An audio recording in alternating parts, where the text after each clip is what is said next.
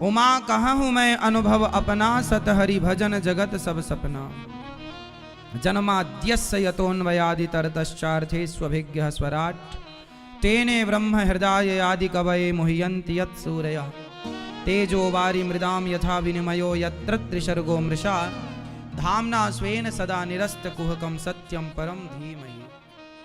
सत्य का ध्यान किया जाता है, सत्य को प्रणाम किया जाता है। उस सत्य को आप कड़वा क्यों कहते हैं? आज से सत्य को कड़वा नहीं कहेंगे, सत्य कहेंगे, पर कैसा कहेंगे? मधुर मीठा। सत्य कैसा है? कड़वा के मीठा? जोर से मीठा। इसलिए सत्य को मीठा कहें। मीठा कैसे होगा? जब आप हमारी गलती हमसे ही कहेंगे तो ये मीठा है, और हमारी गलती हमसे ना कहकर आप औरों से कहेंगे, ये कड़वा है। बहू गलत है तो सीधा कह दो, तुम गलत हो बेटा। सामने वाले को बुरा लगेगा, परंतु तरीके से। जैसे माँ बेटी को समझाती है तो कहां से बुरा लगता है, ऐसे बहू को समझाओ से बुरा नहीं। जब देखो सत्य को ना मीठे तरीके से कहा जाता है। दवाई जब डॉक्टर देता है ना, तो माँ क्या करती है? डॉक्टर क्या बोलता? शहद के साथ देना। माँ जब बच्चे को गोली खवाती है ना, तो क्या बोलते? लड्डू दूंगी खा ले। तो दवाई कड़वी है पर उसे मीठे लड्डू के साथ दी जाती है। दवाई कड़वी है तो मीठी शहद के साथ दी जाती है। ऐसे बच्चों को भी यदि कड़वी बात कहनी है, मतलब सत्य कहना है, और उन्हें डर है इस बात का अपने को कि उन्हें बुरा लगेगा, तो उसे मीठे तरीके से कहना चाहिए। सही तरीके से। बात वही है पर तरीका बदल जाएगा कहने का, शब्द बदल जाएंगे बस। सामने वाला जिस तरीके से समझे वैसे, पर कड़वे शब्दों का प्रयोग नहीं। हाँ या ना? हाँ। भागवत जी में धर्म की परिभाषा है। मनुष्य का धर्म क्या है? भागवत जी सबसे पहले कुछ प्रश्नों में आकर के खड़ी होती हैं। ये प्रश्नों के उत्तर दिए बिना आप आगे नहीं बढ़ सकते। भागवत जी में प्रवेश करना है तो कुछ प्रश्नों का उत्तर देना पड़ेगा। प्रश्न पहला, मनुष्य का धर्म क्या है? जब तक इस प्रश्न का उत्तर आप नहीं देंगे, भागवत स्टार्ट नहीं होगी। पहले इन प्रश्नों का उत्तर। कुछ प्रश्न हैं जो कि बहुत सरल हैं, यदि आप उत्तर देंगे तो हमें अच्छा लगेगा, फिर नहीं देंगे तो ये दास अनिरुद्ध आपको उत्तर देगा ही देगा। तो पहले मैं आपसे पूछूंगा, मनुष्य का धर्म क्या है? ये मैया से पूछूंगा। आप मनुष्य का धर्म बताइए। मनुष्य का धर्म क्या है? इतना टाइम नहीं, आप बताओ। फास्ट अपने अपने उत्तर रेडी रखना, आएंगे तो तुरंत बता देना। मैया, पीछे वाली मेरी माँ आवाज आ रही है? मेरी माँ आ रही है तो हाथ उठाओ। पीछे मेरी माँ, सबसे पीछे लाल साड़ी वाली मैया आवाज आ रही है आपको? हाँ सुनो मेरी माँ, ये बताओ मनुष्य का धर्म क्या है?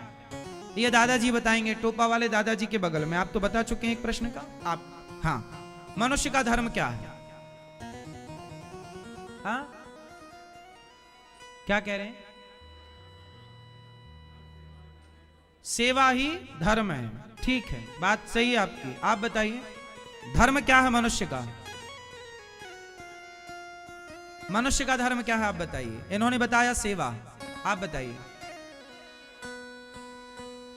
हाँ, थोड़ा जोर से बेटा। हाँ, अच्छे कर्म करने चाहिए, बात ठीक है। आप बताइए।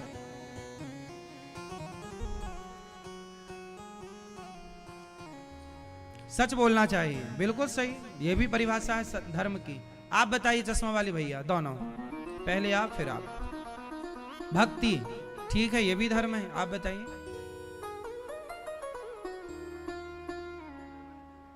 जिम्मेदारी पूरी करो, ये धर्म है। जिम्मेदारी पूरी करो, ये धर्म है। मतलब कसाई गाय काट रहा है तो उसकी वो जिम्मेदारी पूरी करे।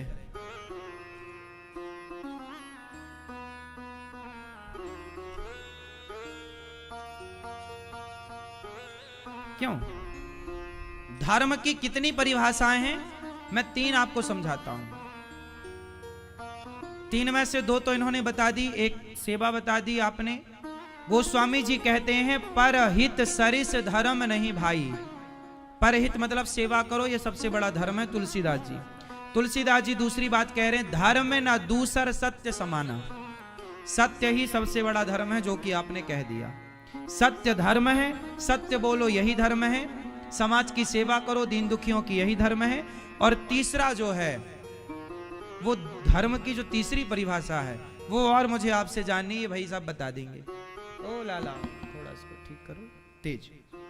ये भैया बताएंगे। तीसरी बस आप बता दो, हो जाएगा। हाँ भैया बताओ। हाँ, अहिंसा। अहिंसा ही परमो धर्म। हाँ ठीक है, ठीक कहा आपने, अहिंसा ही परमो धर्म। ये भी परिभाषा है। धर्म की बहुत सारी परिभाषा, उनमें एक ये परिभाषा भी है, अहिंसा ही। हम किसी को ना मारें। चींटी को भी मारना पाप है। मारना किसी को ये हिंसा है, और किसी को ना मारना अहिंसा है। तो मैया ने ठीक कहा। एक और बताओ। अब इन सबका जो मूल है, जड़, धर्म की जड़ पर पहुंचो। अब ये तो धर्म की शाखाएं हैं जो आपने अभी गिनाया, दया, धर्म। अब जो बताने जा रहा हूं वो धर्म की मूल है। गोस्वामी जी कह रहे, दया दया कौन? दया धर्म का मूल है, पाप मूल अभिमान। तुलसी दया न छोड़िए, जब तक घट में प्राण। दया हमारे अंदर क्या होनी चाहिए? जब दया होगी तभी आप अहिंसावादी बनेंगे। यदि आपके अंदर दया नहीं है तो आप किसी को भी मार देंगे, पर दया होगी तो आप चींटी को भी नहीं मार सकते। अहिंसावादी बनने के लिए अंदर क्या चाहिए? जोर से। समाज की सेवा कौन कर सकता है? जिसके अंदर सत्य। कौन बोल सकता है? जिसके अंदर दया। जिसके अंदर दया है वही सत्य बोलेगा। जिसके अंदर दया है वही अहिंसावादी बनेगा। जिसके अंदर दया है वही समाज की सेवा, दीन दुखियों की करेगा। जिसके अंदर दया नहीं, वो कभी किसी भी धर्म में नहीं जुड़ सकता। इसलिए हमारा धर्म क्या है? अहिंसा ही परमो धर्म। इसलिए हमारे धर्म में कभी किसी की हत्या नहीं की जाती। हमारे यहां कोई बकरा बकरा काटने का विधान नहीं है। जो लोग मंदिरों में काटते हैं वो मनमाना है। कोई शास्त्र हमारे आदेश नहीं कर रहे हैं, लीगल नहीं है, वो अनलीगल काम कर रहे हैं देवी देवताओं के नाम पर। हमारे सनातन संस्कृति में अहिंसा ही परमो धर्म है। हमारे यहाँ किसी की हत्या करना जायज नहीं है। कोई करता है, जैसे कि हमारे देश में कुछ मंदिर हैं जिन मंदिरों में बकरों की बलि चढ़ाई जाती है। जैसे गुवाहाटी में कामाख्या माता का मंदिर है। बंगाल में माता काली जी का मंदिर है। कहां पर है? गंगा के किनारे। कलकत्ता में माता काली का मंदिर है, वहां बकरों की बलि चढ़ती है। गुवाहाटी में कामाख्या माता मंदिर में बकरों की बलि चढ़ती है। और भी छत्तीसगढ़ में कुछ मंदिर हैं जहां बकरों की बलि चढ़ती है। बिहार में कुछ मंदिर हैं जहां पर बकरों की बलि चढ़ती है। ये जो बकरों की बलि चढ़ती है, जिस मंदिर में, वहां पर कोई भी हमारी माँ देवी जो है, चाहे माँ काली हो, चाहे माँ भद्रकाली हो, चाहे माँ शारदा हो, कोई भी माँ बलि नहीं चाहती, कोई माँ बलि नहीं मांगती। ये जो चढ़ाने वाले हैं ये अपने स्वार्थ की पूर्ति के लिए चढ़ाते। इन्हें खाना है बकरा, तो देवी देवताओं के नाम पर काट के खाना इनको लीगल समझ में आता है तो ये खाते हैं। वरना हमारा धर्म, हमारी संस्कृति इजाजत नहीं देती कि आप बकरा खाओ। कोई मां कैसे किसी की हत्या करा के खुश हो सकती है? हमारा तो धर्म है। हमारे यहां दीपावली आती है, मिठाई बांटी जाती है। होली आती है, रंग लगाया जाता है, दशहरा आता है, तो हमारे यहाँ दशहरे का लोग त्योहार बड़े धूमधाम से रावण का दहन करके मनाते हैं। हमारे यहाँ किसी भी त्योहार में बताइए बकरा बकरी की बलि चढ़ाना कहीं है? यदि होती तो पर सब जगह होती। हर त्योहार में हमारे यहाँ यदि प्रथा होती तो बलि चढ़ती, पर जो बलि चढ़ाना है मंदिरों में वो अनलीगल ढंग से चढ़ाते हैं लोग, वो लीगल नहीं है, शास्त्र आज्ञा नहीं करता, वो लोग मनमाने तरीके से चढ़ाते हैं। पता नहीं मंदिरों में क्यों चढ़ाते हैं, क्योंकि उनकी वो कहते हैं हमारे बाप दादों से चढ़ती। अब क्या कुछ परंपराएं ऐसी हैं जो गलत हैं, पर बाप दादों ने फॉलो किया तो बच्चों को लगता हम भी करें। लोग डरा भी देते हैं, नहीं करोगे तो ऐसा हो जाएगा, उस डर से कुछ वो गलत मान्यताएं चली आ रही हैं, गलत है। हमारे यहाँ अहिंसा ही परमो धर्म, और जहां अहिंसा की बात हो वहां हिंसा को कैसे लीगल माना जा सकता है? वहां बकरे को काटना, किसी की हत्या करना कैसे सही ठहराया जा सकता है? तो हमारा धर्म पूरा, हमारा धर्म वो है जहां चींटियों से लेकर के कुत्ते को रोटी, चींटी को आटा, और ना जाने हमारे यहाँ हर जीव की सेवा और रक्षा की बात की जाती है। किसी को मारने की बात नहीं होती हमारे यहाँ, हाँ या ना? इसलिए सबसे बड़ा धर्म है दया। क्या है? और दया होनी चाहिए, तो हमारा धर्म है दया। इसलिए आपके अंदर क्या हो, इसलिए पृथ्वीराज चौहान ने दया करके मोहम्मद गौरी को कई बार छोड़ा। इसलिए पृथ्वीराज ने मोहम्मद गौरी को जीतने के बाद भी कई बार, क्योंकि दया, जा जा छोड़ देते। लेकिन उसने एक बार पकड़ा, उसने एक बार भी नहीं छोड़ा, क्योंकि उसके अंदर दया नहीं है। तो हमारा धर्म हमें दयावान बनाता है, हमारी संस्कृति हमें दयावान। भैया ये उनको बोलो बाद में काम कर लेना, भी ये चल रही ना मशीन, बंद कराओ, फास्ट वहां जाओ। दया ही धर्म है, दया धर्म का मूल है।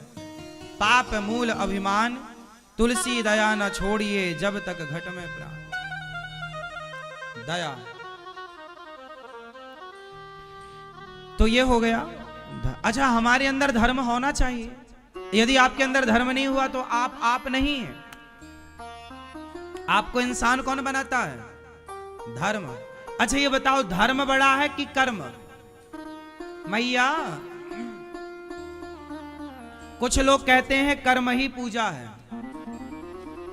मैया, ओ मोबाइल वाली मैया, चला लो मोबाइल।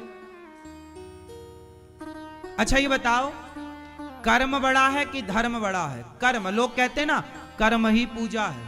कुछ लोग कहते हैं हम तो कर्म करते हैं, कर्म ही पूजा है। अच्छा बताओ, कर्म बड़ा है कि धर्म बड़ा है? फास्ट आप बताओ। मैया कहाँ गई चश्मा वाली? हाँ ये बैठी। मैया, ओ मेरी माँ, कर्म बड़ा कि धर्म बड़ा? आप बताओ बेटा, धर्म कि कर्म? धर्म। आप बताओ, आप बताइए क्या बड़ा, कर्म बड़ा कि धर्म बड़ा? यदि दोनों को तराजू पर तौला जाएगा, कर्म और धर्म को, तो किसका पलड़ा भारी होगा?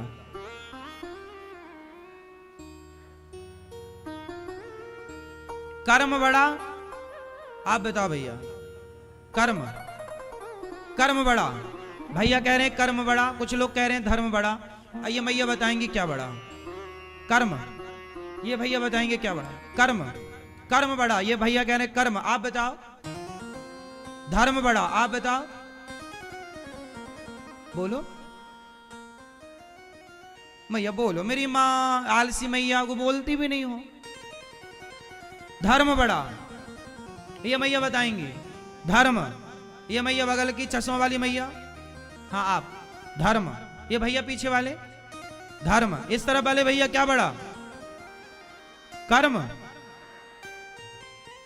पीछे वाले बताओ क्या बड़ा, कर्म की धर्म? आप बताओ क्या बड़ा? कर्म। अब बात उलझ गई ना। कुछ लोग कह रहे हैं कर्म बड़ा, कुछ कह रहे हैं धर्म बड़ा। अब सुलझाएंगे अभी हम थोड़ी देर से। ये चश्मा वाले भैया बताएंगे धर्म बड़ा। आप बताओ। धर्म। ये आप बताएंगे भैया क्या? धर्म। कुछ लोग कह रहे हैं कर्म बड़ा, तो कर्म बड़ा है तो कैसे, और धर्म बड़ा है क्या है? दोनों को ना सिद्ध करना पड़ेगा। ऐसे नहीं मान सकते। हमारे जज साहब बैठे हैं ना, वो ऐसे थोड़ी मान लेते हैं कि तुम बेगुनाह हो। सिद्ध करो,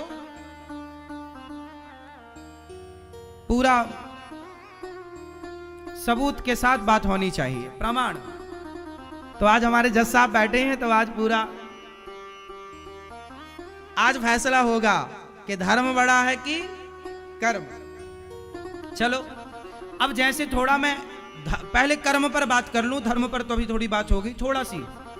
जैसा कि आप लोगों ने, बहुत लोगों को यही लगता है कि कर्म बड़ा है, क्योंकि हम लोगों ने अक्सर यही सुना है कर्म ही पूजा है, और लोग कहते भी हैं कर्म करो, और गीता में भी लिखा कर्मण्येवाधिकारस्ते मा फलेषु कदाचन।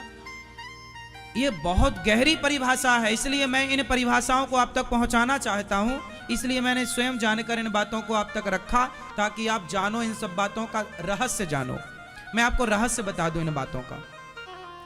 कर्म, कुछ लोग कहते हैं कर्म बड़ा है, तो फिर मेरे एक प्रश्न का उत्तर दो। यदि कर्म बड़ा है, जो लोग कहते हैं कि कर्म बड़ा है, तो उनसे एक सवाल पूछो कि कसाई गाय को काटता है, तो वो भी तो अपना कर्म ही कर रहा है। कसाई बकरे को काटता है, वो भी तो अपना कर्म ही करता है। शराबी शराब पीता है, तो वो भी तो अपना कर्म करता है। जुआड़ी जुआ खेलता है, तो वो भी तो अपना कर्म करता है। तो क्या कसाई का गाय काटना ये कर्म बड़ा है? क्या बकरे को काटना ये वाला कर्म बड़ा है? क्या गंजेड़ी का गांजा पीना ये कर्म बड़ा है? क्या शराबी का शराब पीना ये कर्म बड़ा है? क्या जुआड़ी का जुआ खेलना ये कर्म बड़ा है? नहीं। कर्म बड़ा कैसे हो जाएगा? अब कर्म को समझना पड़ेगा। अब कर्म को समझाएगा कौन? धर्म। ये बताओ, कसाई गाय काटता है, तो वो कर्म ही तो करता है अपना। तो बताओ, वो कर्म बड़ा है, श्रेष्ठ है? बताओ, क्या उस कर्म से उसकी सदगति होगी? समाज में उसका यश बढ़ेगा? समाज में उसकी कीर्ति स्थापित होगी कसाई की? बोलो, कसाई को कौन घर में बुला के माला पहनाता है भाई? कसाई की कौन सम्मान इज्जत करता है? इसलिए कर्म श्रेष्ठ कौन सा? अब मैं आपको बताऊं, आपके घर में चलनी तो होगी आटा चालने की। जब आप रोटी बनाती हो ना मेरी माँ, तो पहले आटे को क्या करते हैं? चालते हैं। चालते हैं तो चलनी क्या करती है? चलनी अच्छे आटे को अलग और आटे के कचरे को अलग, जो उसमें कचरा है, चापर है, चोकर है, जो भी है, अलग। चलनी क्या करती है? अच्छे को अलग और बुरे को अलग। चलनी का केवल इतना रोल है कि वो अच्छे और बुरे को डिवाइड कर देती है, अलग अलग कर। उसी तरह जो धर्म है, जब तक आपके अंदर धर्म का ज्ञान नहीं होगा, धर्म नहीं होगा, तो धर्म ही बताएगा, धर्म ही चलनी है, धर्म ही बताएगा कि कौन सा कर्म करें और कौन सा कर्म ना करें। कर्म दो प्रकार के होते, कर्म वैसे तो 3 प्रकार के होते हैं। कर्म कितने प्रकार के होते हैं? कर्म कितने प्रकार के होते हैं? फास्ट 3। कौन कौन से? संचित, क्रियमाण, प्रारब्ध। पर आप ये कठिन भाषा में कभी समझा दूं अभी समझ लो, फिर इसको मैं 2 में समझाऊंगा तो आपको बिल्कुल क्लियर समझ में आए। ये शास्त्रों की भाषा थोड़ा कठिन होती है, पर हम आपको सरल समझाते हैं। पर फिर भी मैं ये भाषा थोड़ी आपको, संचित, क्रियमाण, प्रारब्ध। कर्म कितने प्रकार का होता है? 3। समझो, पहला होता है संचित, फिर होता है क्रियमाण, और फिर होता है प्रारब्ध। तो मैं क्रियमाण से स्टार्ट करूं। जो हम कर रहे हैं, जोर से, जो हम अच्छा या बुरा जो हम कर रहे हैं वो क्रियमाण है। कौन सा कर्म हो रहा है? क्रियमाण। फिर ये क्रियमाण क्या होगा, संचित हो जाएगा। जो आज आपने 100 रुपए कमाया, तो जब आप काम कर रहे थे तो वो क्रियमाण कर्म था, पर उस क्रियमाण कर्म से आपको आज की मजदूरी में 100 रुपए मिले या 500 रुपए मिले, तो आपने 500 रुपए बैंक में जमा कर दिया। तो जो जमा हो गया आपका आज की कमाई जो जमा हो गई, तो जो कमाई थी वो किससे हुई, क्रियमाण से। क्रिया करने से ना कमाया, क्रियमाण से कमाया, और कहां जमा हो गया, वो संचित हो गया। क्रियमाण फिर संचित, और फिर वही जो 500 रुपए आज कमाया तो आपने बैंक में जमा कर दिया। तो बैंक में जमा करना मतलब स्टोर कर लेना, मतलब अब वो जमा हो गया। अब जब आप उसे निकालोगे कि भाई साहब मेरे 500 जमा है, जरा 300 रुपए की जरूरत है, आप दे दो, तो जो निकाल रहे हैं वही है प्रारब्ध। जो कर्म आपने किसी जन्म में किया, वो किया हुआ कर्म एक जगह पर स्टोर हो गया, पूरा कर्मों का स्टॉक है आपका, अच्छे या बुरे कर्मों का स्टॉक है। फिर वही कर्म आपको आज जो मिल रहे हैं, यही प्रारब्ध। जो लोग कहते हैं ना हमारे भाग्य में, ये जो भाग्य है वो भी तुमने ही बनाया है, जैसा कर्म किया था वैसा भाग्य तैयार हो गया। तो क्रियमाण से संचित, आज का किया संग्रह संचित, और फिर जो मिलेगा अच्छा या बुरा वो प्रारब्ध। लोग कहते हैं ना प्रारब्ध में जो होगा मिलेगा, भाग्य में। प्रारब्ध और भाग्य पर्यायवाची हैं। प्रारब्ध और भाग्य ये एक चीज है, चाहे आप कहो प्रारब्ध चाहे आप कहो भाग्य, तो ये एक चीज है। तो जो आपको मिल रहा है ये आपका ही किया मिल रहा है। अच्छा ये बताओ, जज साहब किसी को यदि फांसी की सजा देते हैं, तो क्या जज साहब की उस अपराधी से कोई पर्सनल दुश्मनी है? तो जज साहब ने फांसी की सजा क्यों दी? जज ने फांसी नहीं दी, जज कभी फांसी नहीं देते। जज तो अपना जजमेंट सुनाते हैं, उसके अपने कर्मों ने, उसके अपने गुनाहों ने उसे फांसी तक पहुंचाया। जज का कोई उसमें कोई दुश्मनी नहीं थी, कोई घृणा नहीं थी, कोई द्वेष नहीं था। उन्होंने तो अपना जजमेंट दिया है। उसके इस फांसी का अपराधी जो है, दोषी कौन है वो? उसके अपने बुरे कर्म। क्यों किया तूने ये कर्म कि तुझे फांसी मिल रही है? तो जज का कोई रोल है? उसके अपने कर्मों का रोल है। क्यों तूने ऐसे कर्म किए? जज यदि किसी को बाइज्जत बरी करते हैं तो इसमें भी जज का कोई स्वार्थ नहीं। ऐसा थोड़ी कि जज साहब ने लाख रुपए लेके बाइज्जत बरी कर दिया, नहीं। उसमें भी आपके कर्म, आप निर्दोष थे, आपके कर्म साबित हो गए कि आप निर्दोष हैं, आप जाइए। उसी तरह ईश्वर जज है। सबका बड़ा जज कौन? ईश्वर। आपकी किस्मत किसने लिखी? जोर से, जोर से, थोड़ा जोर लगाओ। भगवान ने नहीं लिखी। आपकी किस्मत किसने लिखी? आपने नहीं लिखी, आपने खुद ने लिखी। हमने जो किया, अरे भाई जब एफआईआर दर्ज होती है तो एफआईआर दर्ज उसी आधार पर तो होगी जो जो गुनाह आपने किए हैं। आपने मर्डर किया तो एफआईआर दर्ज होगी, उसमें फलानी फलानी धारा लग जाएगी। अपने आप पुलिस वाले जोड़ देंगे, भाई आपने मर्डर किया, मर्डर की ये धारा, हाफ मर्डर किया ये धारा, चोरी की ये धारा, सबूत छिपाने का प्रयास किया ये धारा। पुलिस अपने से कुछ नहीं लिखती और जज अपने से कोई न्याय नहीं करता। आपके उस केस में आप ही तो जिम्मेदार हैं। क्यों मर्डर किया किसी का, क्यों बलात्कार किया तो लिखा। उसी प्रकार आपकी किस्मत किसने बनाई? आपने स्वयं ने। जो आप बुरे कर्म करते हैं तो बुरी किस्मत, अच्छे कर्म करते हैं अच्छी किस्मत। और जज साहब क्या करते हैं? उसी एफआईआर को पढ़ करके उसके अकॉर्डिंग सही गलत का फैसला सुना देते हैं। बाद में जो उसमें थोड़ा स्टडी करके जो भी सही है गलत है, लो भैया सिद्ध हो गया तुम्हारा अपराध तो ये, नहीं सिद्ध हुआ तो ये। उसी प्रकार ईश्वर है जज, जो तुम्हारे कर्मों को रोज देख रहे हैं कि तुम अच्छा कर रहे हो बुरा कर रहे हो। यहां पर तो वकीलों की जरूरत पड़ती है, यहां तो सबूतों की जरूरत पड़ती है, पर भगवान जो ऐसे जज हैं वहां ना वकील वहां ना सबूत की जरूरत, क्योंकि वो खुद गवाह है।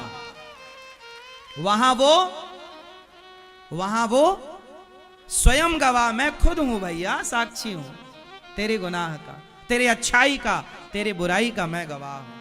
इसलिए कहते हैं ना, लाख आंख से देख रहा है तुझे देखने वाला, सच की खेती कर ले चतुर नर, समय गुजरता जाता, मेरे मालिक की दुकान में सब लोगों का खाता, किसी को कौड़ी कम नहीं देता, किसी को दमड़ी ज्यादा, समझदार तो चुप रह जाता, मूर्ख शोर मचाता, मेरे मालिक की दुकान में सब लोगों का खाता, सबका वहां है। तो कर्म कितने प्रकार के हुए? जोर से 3। अब मैं इसे 2 प्रकार से समझाता हूं। कर्म हैं 2 प्रकार के, एक अच्छे कर्म, एक बुरे कर्म। इसे आप समझ पाएंगे। वो विषय थोड़ा कठिन था, पर फिर भी हमने समझाया, आपको समझ में आई बात। अब मैं और सरल समझाता हूं। कर्म होते हैं 2 प्रकार के, एक अच्छे कर्म, एक बुरे कर्म। अब आप बताओ कि शराब पीना, गाय को मारना, मांस खाना, गाली देना, गलत काम करना, ये अच्छे कर्म है कि बुरे कर्म? कर्म 2 प्रकार के, एक बुरे कर्म, एक अच्छे कर्म। तो ये अच्छे और बुरे कर्म कौन बताएगा कि ये अच्छा है और ये बुरा है? फर्स्ट, इसके लिए क्या चाहिए? आप लोगों ने कहा ना कर्म बड़ा होता है। धर्म यदि है तो धर्म ही बताता है कि कौन सा कर्म करें और कौन सा कर्म ना करें। अच्छा, शराबी शराब क्यों पीता है? उत्तर दो। शराबी शराब क्यों पीता है?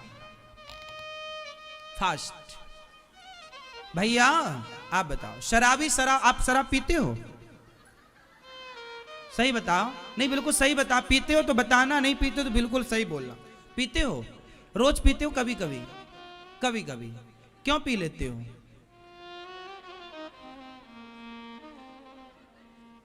टेंशन। तो फिर टेंशन आपका बेटा है? अच्छा, बच्चे होंगे तो फिर उनको भी बोलना कि टेंशन आए तो थोड़ा पी लिया करो। बोलोगे? बिल्कुल सही से बताओ। नहीं, टेंशन यदि शराब पीने से जाती तो टेंशन रह ही ना जाती, सब पी के मार देते टेंशन। मुझे पीने का शौक नहीं, पीता हूं गम भुलाने को, ये गाना सुन के स्टार्ट किया है आपने।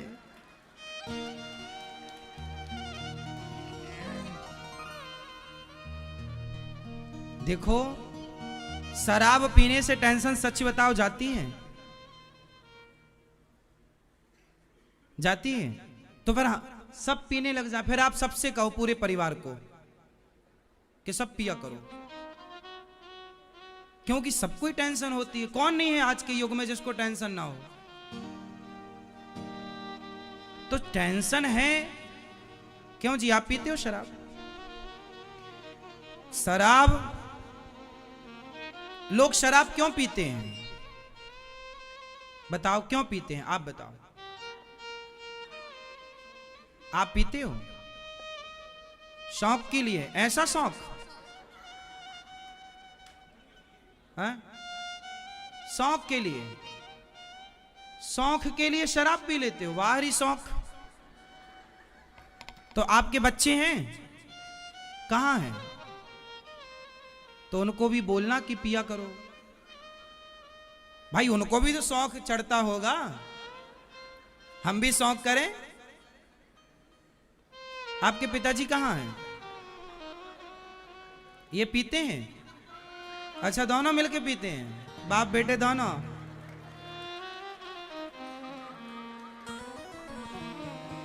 तो ये परंपरा टूटनी नहीं चाहिए फिर, है ना?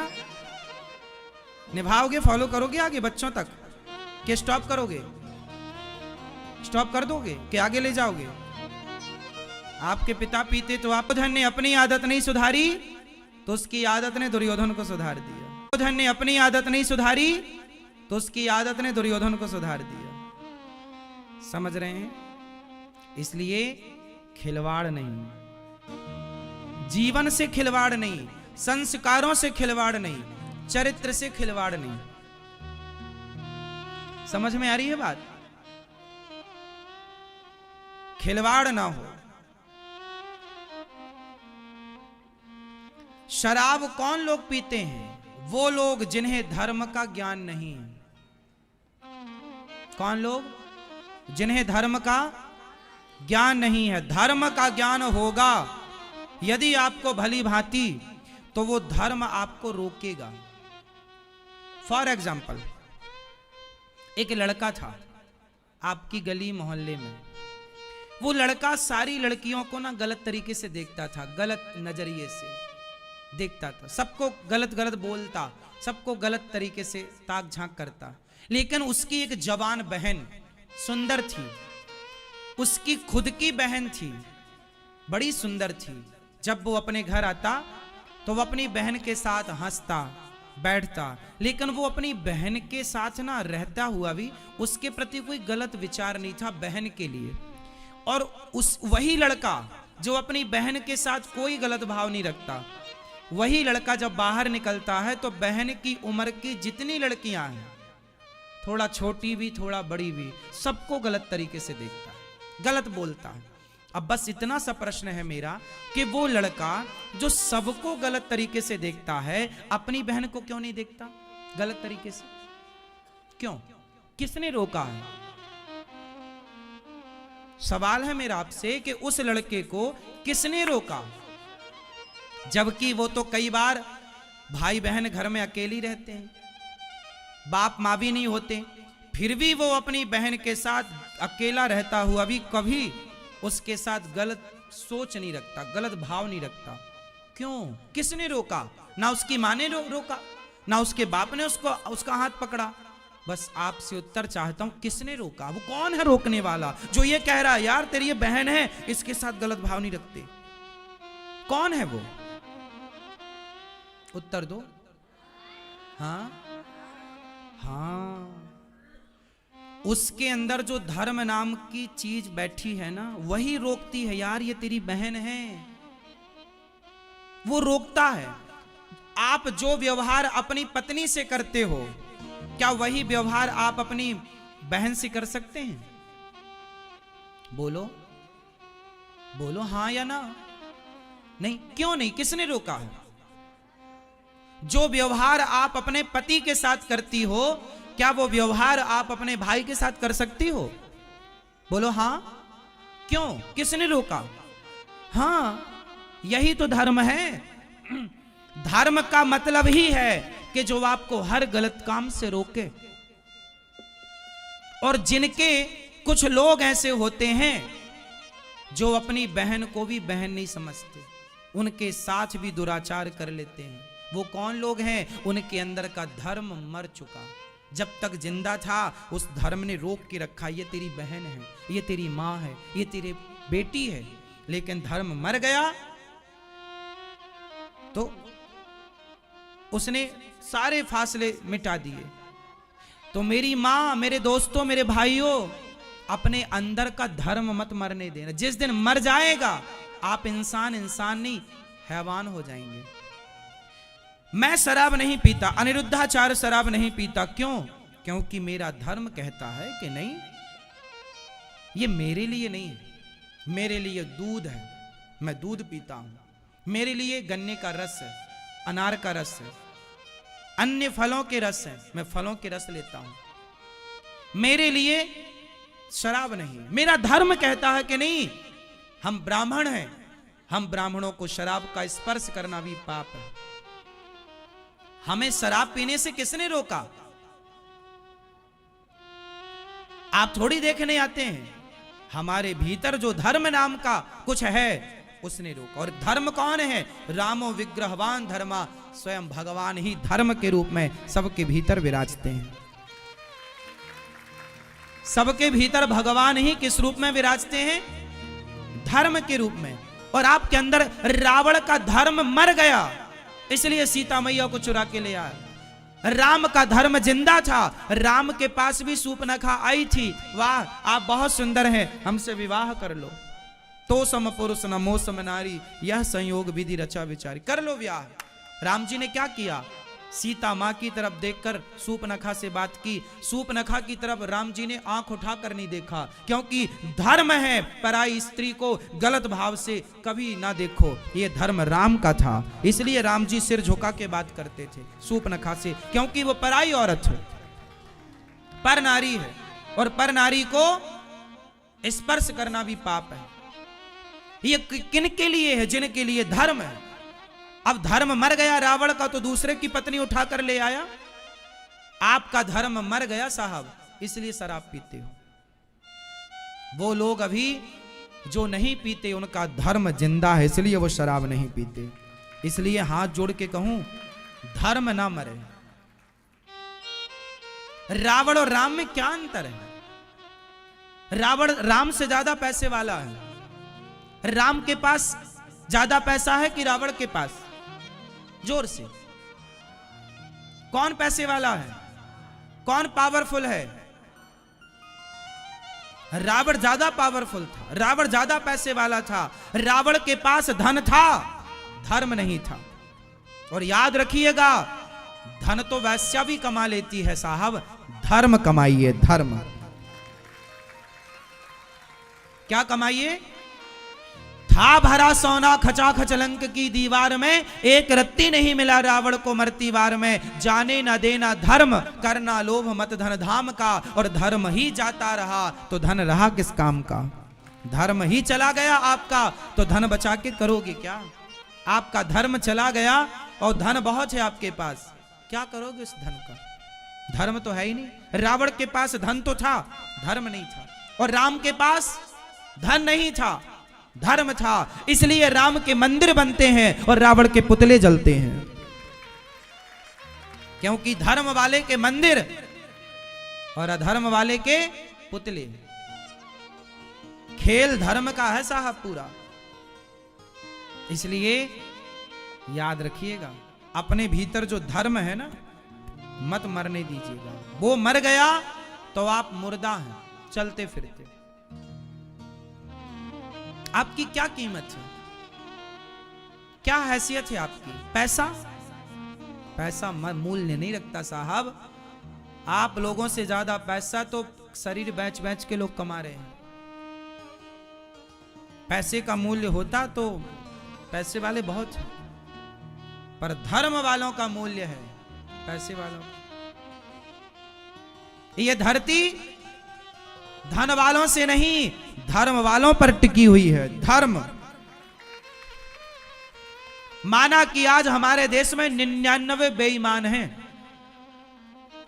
हमारे देश में माना कि 99 बेईमान हैं, पर जो एक ईमानदार है ना साहब, उस एक के बल पर पूरा सिस्टम, पूरी धरती टिकी हुई है। एक के बल पर, उन 99 नालायकों के बल पर नहीं, एक धर्म के बल पर। एक आदमी जो धर्म की धुरी पर बैठा है कि नहीं जी मैं मर जाऊंगा पर अपना धर्म नहीं छोड़ूंगा। ये आज हिंदू धर्म क्यों बचा है? मुगल आए, अंग्रेज आए, तलवारें रखी तुम्हारे बाप दादों की गर्दनों पर, कहा छोड़ दो अपना धर्म, आ जाओ हमारे धर्म में। मर गए लाखों हिंदू संस्कृति, सनातन संस्कृति के लोग मर गए, मिट गए, पर धर्म नहीं छोड़ा। तब बची ये संस्कृति, तब तुम आजाद भारत में हिंदू कह पा रहे हो अपने आप को, वरना अस्तित्व मिट जाता यदि धर्म छोड़ देते वो सनातनी लोग। तो धोड़े से हिंदू ना मिलता, धोड़े से संस्कृति, हिंदू संस्कृति ना मिलती। तलवारों की नोक पर धर्म परिवर्तन कराए गए हैं, हाँ या ना? पैसे लेकर, पैसे देकर धर्म परिवर्तन कराए गए हैं। लेकिन आज भी कुछ लोग ऐसे हैं, आज के भारत में भी कुछ लोग ऐसे हैं जो पैसे लेकर धर्म बदल लेते हैं। आज भी लाखों हिंदू धर्म बदल रहे हैं पैसे लेकर। लेकिन आज भी ऐसे भी लोग हैं जो अरबों लेकर भी, अरबों पाकर भी, भाई तेरा तू ले जा, मर जाएंगे और अपने धर्म का परित्याग नहीं करेंगे। स्वधर्मे निधनम श्रेया पर धर्मो भयावह। गीता में भगवान कहते हैं स्वयं के धर्म में रहना और रहकर मर जाना श्रेष्ठ है, लेकिन अपने धर्म का परित्याग करना श्रेष्ठ। और आप लोग जो कहते हो ना हम तो दोस्ती यारी में शराब पी लेते हैं, यार दोस्ती यारी क्या होती है?